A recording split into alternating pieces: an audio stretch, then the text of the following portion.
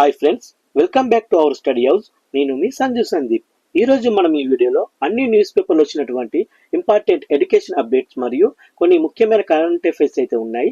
వీడియోని ఎక్కడ కూడా స్కిప్ చేయకుండా చివరి వరకు చూడండి. చూసే ప్రతి ఒక్కరు కూడా ఒక లైక్ చేయండి. మొదటి అప్డేట్ మనం చూసుకున్నట్లయితే స్వచ్ఛ వాయు సర్వేక్షణలో హైదరాబాద్కు 25వ ర్యాంక్ అంటూ రావడం అయితే జరిగింది. అయితే 3 లక్షల లోపు జనాభా కేటగిరీలో ఉన్న నల్గొండకు 3వ ర్యాంకు రావడం అయితే జరిగింది. కేంద్ర కాలుష్య నియంత్రణ మండలి నిర్వహించిన స్వచ్ఛ వాయు సర్వేక్షణ్ 2024లో 10 లక్షలకు పైగా జనాభా ఉన్న నగరాల్లో హైదరాబాద్ అయితే 25వ స్థానంలో నిలిచింది. గతంతో పోల్చి చూస్తే గాలి ధూళి కణాల మెరుగుదల ఆధారంగా నగరాల పనితీరును అయితే లెక్కించి ఈ ర్యాంకులను అయితే విడుదల చేశారు. ఇందులో దేశవ్యాప్తంగా 10 లక్షలకు పైగా జనాభా ఉన్న 47 నగరాల్లో హైదరాబాద్ అయితే 163.3 మార్కులతో 25వ స్థానంలో నిలిచింది. 3 లక్షల లోపు జనాభా ఉన్న నగరాల్లో నల్గొండ అయితే 187.5 మార్కులతో 2వ స్థానంలో నిలిచింది. ఇదే కేటగిరీలో సంగారెడ్డి చూసినట్లయితే 182.4 మార్కులతో 8వ స్థానాన్ని అయితే దక్కించుకుంది. దేశవ్యాప్తంగా 130 నగరాల్లో సర్వే నిర్వహించిన తెలంగాణ నుంచి 3 నగరాలు చోటు దక్కించుకున్నాయి. 2023 ఏప్రిల్ 1 నుంచి 2024 మార్చి 31 వరకు సేకరించిన డేటా ఆధారంగా కేంద్ర కాలుష్య నియంత్రణ మండలి ఈ ర్యాంకులను అయితే విడుదల చేసింది. నెక్స్ట్ చూసినట్లయితే ఆంధ్రప్రదేశ్లో స్వచ్ఛ వాయు సర్వేక్షణలో విజయవాడకు 9వ ర్యాంక్ అయితే రావడం జరిగింది. విశాఖపట్నం అయితే 26వ స్థానంలో అయితే నిలిచాయి. అయితే ఈ యొక్క గాలి ధూళి కణాలు వీటికి సంబంధించి వెలువడిన ఈ యొక్క నివేదిక అయితే 47 నగరాల్లో విజయవాడకు 9వ స్థానం దక్కగా విశాఖపట్నానికి అయితే 26వ స్థానం దక్కింది. అలాగే ఈ 3 నుంచి 10 లక్షల జనాభా ఉన్న 43 నగరాల్లో గుంటూరుకి 10, రాజమండ్రికి 17, నెల్లూరుకి 19, కర్నూలుకి 23, కడపకి 25, అనంతపురంకి 33 స్థానాలు అయితే దక్కాయి. 3 లక్షల లోపు జనాభా ఉన్న 40 పట్టణాల్లో ఒంగోలుకి 17, చిత్తూరుకి 21, శ్రీకాకుళంకి 22, విజయనగరం 24 అయితే స్థానాలు అయితే దక్కాయి. అయితే 2023 ఏప్రిల్ 1 నుంచి 2024 మార్చి 31 వరకు సేకరించిన డేటా ఆధారంగా అయితే ఈ ర్యాంకుల్ని విడుదల చేశారు.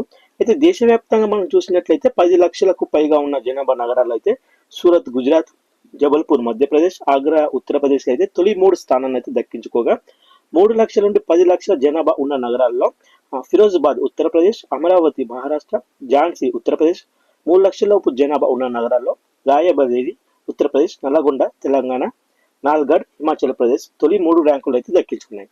ఈ యొక్క నగరాలు 1.50 కోట్ల నుంచి 12.5 లక్షల వరకు నగదులు బహుమతులు అయితే కైవసం చేసుకున్నాయి. నెక్స్ట్ అప్డేట్ చూసినట్లయితే నలిమేల భాస్కర్ కు కాళోజీ సాహితీ పురస్కారం అంటూ రావడం అయితే జరిగింది. ప్రముఖ సాహిత్యవేత్త, బహుభాషా కోవిదులు, అనువాదకులు నలిమేల భాస్కర్ కు రాష్ట్ర ప్రభుత్వం ప్రజాకవి కాళోజీ నారాయణరావు సాహితీ పురస్కారం 2024కు ఎంపికైతే చేసిన సంగతి మనకు తెలిసిందే. అయితే ఈ తెలంగాణ భాషాభివృద్ధికి ఎంతో తోడ్పడిన భాస్కర్ చేస్తున్న కృషిని గుర్తించి ఈ అవార్డుని అయితే అతనికి ఇవ్వడానికి ఎంపిక చేసింది ప్రభుత్వం. అయితే ఇతనికి నగదుగా రూపాయలు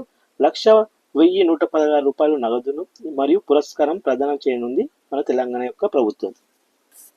నెక్స్ట్ అప్డేట్ చూసుకున్నట్లయితే రష్యాలో బ్రిక్స్ భేటీకి ఎన్ఎస్ఏ దోవల్ అంటూ రావడం అయితే జరిగింది. ఈ యొక్క భేటీలో ఉక్రెయిన్ యొక్క సంక్షోభంపై చర్చకైతే అవకాశం ఉన్నట్టు తెలిసింది.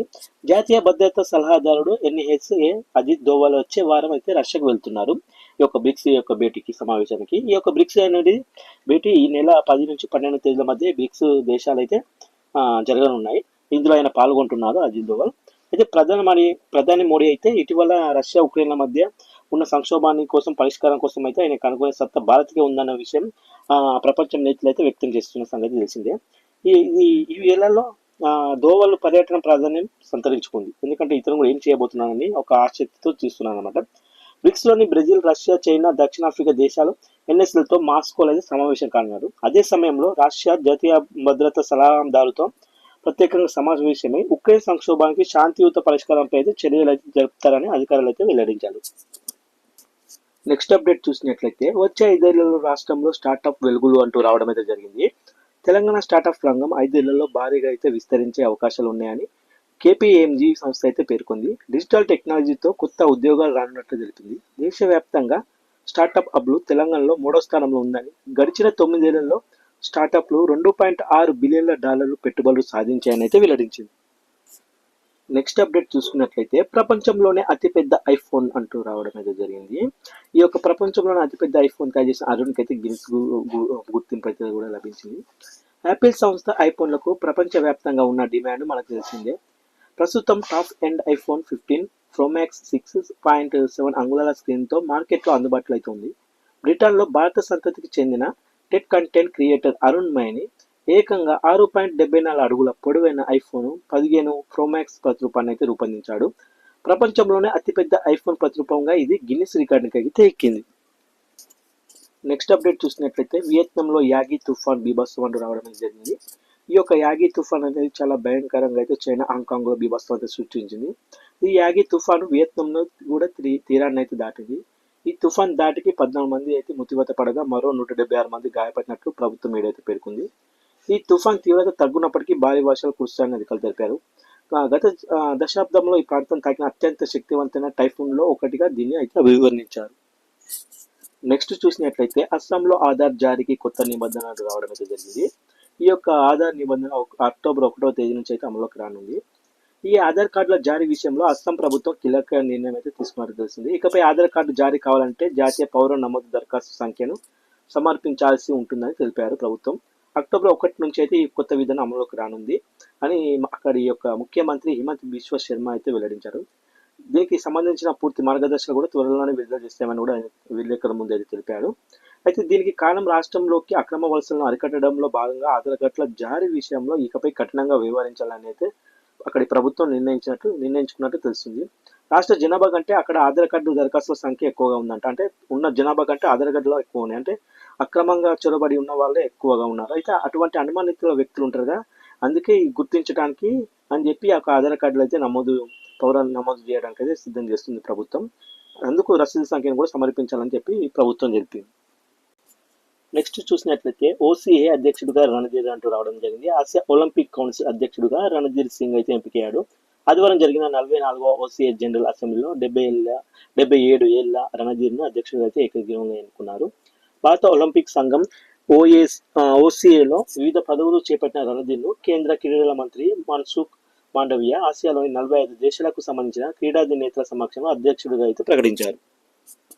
నెక్స్ట్ అప్డేట్ చూసినట్లయితే బలా సబలెంకా అంటూ రావడం అయితే జరిగింది. తొలిసారి యుఎస్లో ఓపెన్ ఉమెన్స్ టైటిల్ అయితే సొంతం చేసుకుంది సబలెంకా.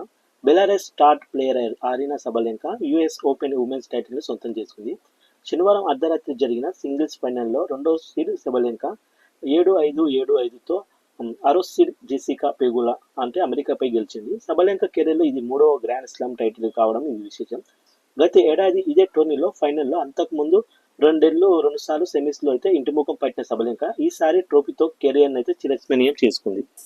నెక్స్ట్ అప్డేట్ చూసుకున్నట్లయితే మోయిన్ వీడ్కోలు అంటూ రావడం జరిగింది. ఇంగ్లాండ్ ఆల్రౌండర్ మోయిన్ అలీ అంతర్జాతీయ క్రికెట్కు అయితే వీడ్కోలు పలికాడు. ఆస్ట్రేలియాతో పరిమితి ఓవర్ల సిరీస్లకు తనను విస్మరించడంతో మోయిన్ రిటైర్మెంట్కి అయితే నిర్ణయం తీసుకున్నాడు. ఈ మోయిన్ అలీ వచ్చేసి 68 టెస్టుల్లో 3094 పరుగులు చేసిన ఇతను మరియు 37.31 సగటుతో 204 వికెట్లు తీశాడు. 138 వన్డేలో 2355 పరుగులు చేయగా 111 వికెట్లు అయితే రాబట్టాడు. 92 మ్యాచ్ల్లో 142, 41 స్ట్రైక్ రేట్తో 1229 పరుగులు అయితే సాధించాడు. 51 వికెట్లు అయితే పడగొట్టాడు. వన్డే T20 ప్రపంచ కప్లు గెలిచిన ఇంగ్లాండ్ జట్లు అయితే మోయిన్ సభ్యుడిగా అయితే ఉన్నాడు.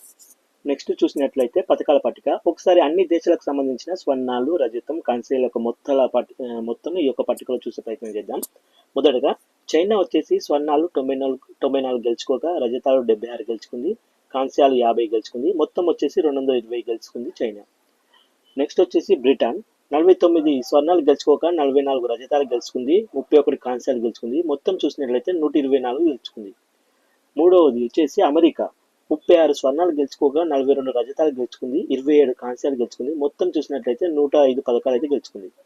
నెక్స్ట్ నెదర్లాండ్స్ 27 స్వర్ణాలు గెలుచుకుంది, 17 రజతాలు గెలుచుకుంది, కాంస్యాలు వచ్చేసి 12 గెలుచుకుంది, మొత్తం గెలుచుకున్న పథకాలు వచ్చేసి 56.